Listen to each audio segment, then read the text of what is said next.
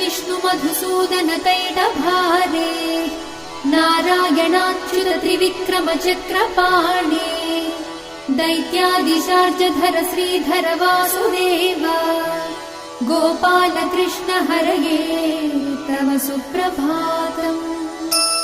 श्री रुक्मिणी सभवनास हरे मुरारे राधेश गोपसि स्वरूप भृगादिवन्द्या श्रीद्वारकाश्रय विकुण्ठपते भुवनैकमूर्ते गोपाल देव हरये तव सुप्रभातम्। मीनाकृते कमठरूप वराहमूर्ते त्रैविक्रमाय नृहरे भृगु राम राम श्रीराम कृष्ण यदुनन्दन कल्किरूप गोपाल कृष्ण हरये तव सुप्रभातम्।